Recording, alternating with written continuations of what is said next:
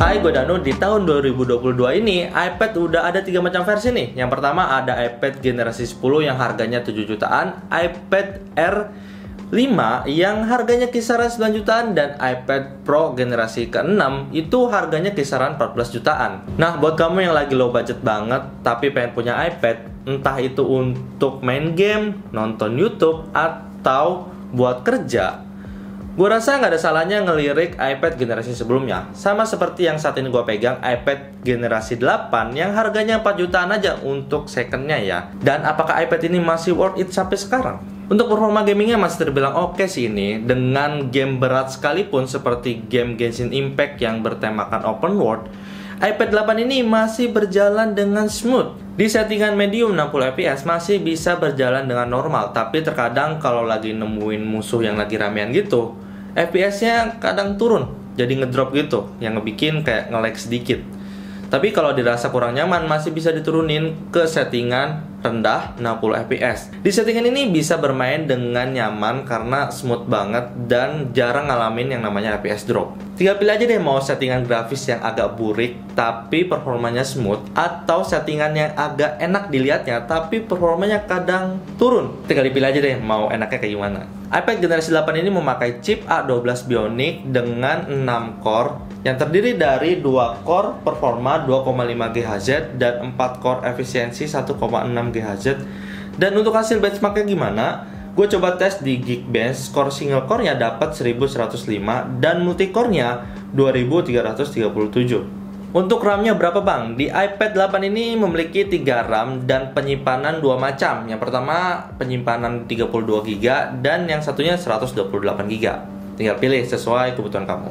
Gue suka banget sama layar di iPad 8 ini karena udah memiliki teknologi Retina sehingga terlihat jernih dan tajam. Jadi kalau semisal dipakai buat nonton, entah itu nonton Netflix atau nonton YouTube, bikin betah deh nontonnya. Selain itu kayak scroll-scroll baca berita atau baca-baca Twitter, itu teksnya terlihat tajam dan enak untuk dibacanya.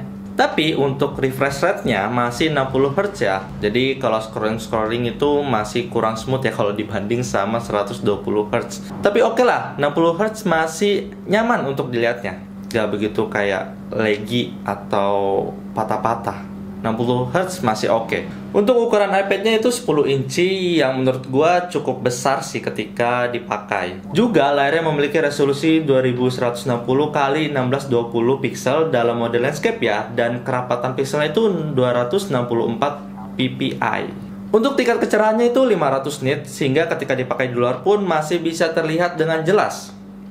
Mantap kan? Untuk kamera belakang di iPad ini memiliki kualitas 8 megapiksel f2.8 wide yang menurut gua hasilnya itu ya standar lah. Untuk kebutuhan pub atau status di media sosial masih oke. Tapi gua rasa bakal jarang sih gunain kamera di iPad ini. Untuk kualitas videonya maksimal 1080p 30 fps yang menurut gua ketika gua coba hasil videonya itu terlihat banget ada noise-nya walaupun pencahayaannya itu udah oke. Ya, standar lah untuk kualitas videonya.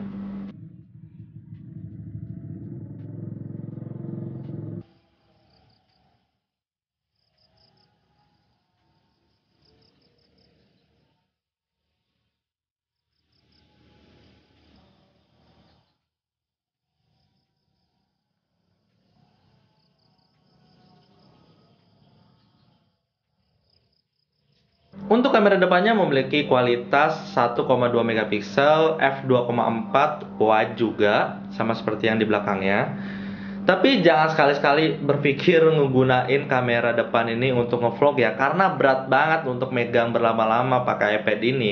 Seperti inilah hasil video dari kamera depan iPad 8. Seperti yang kamu lihat hasilnya seperti ini, dan di area wajah gue ini kayak ada sharpness dan kayak ada noise-nya gitu.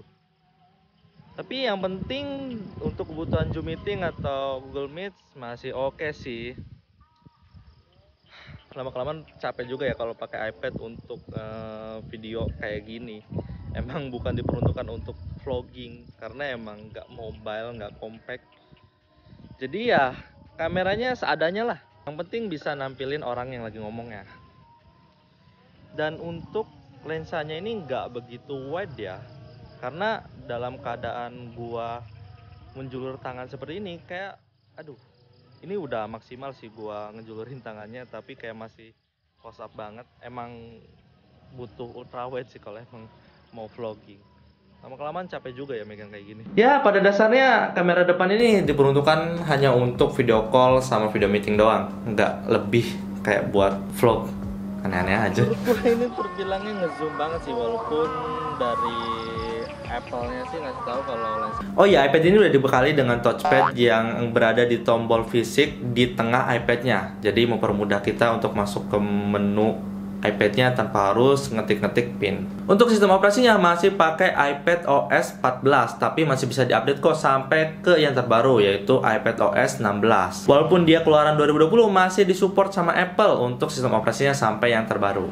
Sayangnya di iPad 8 ini masih pakai port Lightning untuk ngecasnya. Tapi si kakaknya yang iPad generasi 10 ini udah dapet port Type-C untuk ngecasnya. Tapi wajar sih, karena ini keluaran lama tahun 2020 dan yang generasi 9 pun masih pakai port Lightning. Jadi yang baru aja ke port Type-C itu di generasi 10. Tapi kalau udah pakai Type-C enak sih, jadi nggak perlu ribet-ribet punya banyak kabel. Jadi cukup satu Type-C udah bisa pakai ke semua device. Oh ya, untuk konektivitasnya ada dua macam. Yang pertama WiFi only dan yang kedua WiFi sama SIM card. Jadi tinggal sesuai kebutuhan kamu, karena dua konektivitas ini harganya berbeda. Yang WiFi dan SIM card itu udah pasti lebih mahal. Dan support sampai 4G LTE untuk kecepatan internetnya. Untuk aksesoris di iPad ini support Apple Pencil generasi 1 dan Smart Keyboard. Jadi buat kamu yang seorang ilustrator atau desain grafis, bisa gunain Apple Pencil untuk kebutuhan kerja kamu. Dengan harga mulai 4 jutaan, iPad generasi 8 ini menurut gua masih worth it sampai sekarang. Karena layar iPad 8 ini udah disuguhi dengan teknologi Retina, sehingga ketika dipakai buat nonton, entah itu nonton Netflix atau nonton YouTube, itu enak banget, nyaman pokoknya. Selain itu, ketika dipakai buat main game-game berat sekalipun seperti Genshin Impact, itu masih oke. Tapi itu settingannya rendah ya, biar smooth jalannya. Karena sesuai harga lah, mau settingan high ya harus ngeluarin duit yang lebih banyak juga. Nah, selain itu dipakai buat ngetik, browsing, atau sekedar media sosial, itu udah oke banget. Apalagi kalau kamu yang seorang ilustrator atau yang hobi ngegambar, bisa pakai Apple Pencil untuk ngegambar di iPad ini. Dan bisa ngasilin uang tentunya kalau kamu bisa ngejual karya kamu. Oke, makasih udah nonton. Gue Dan Nandi. Dadah!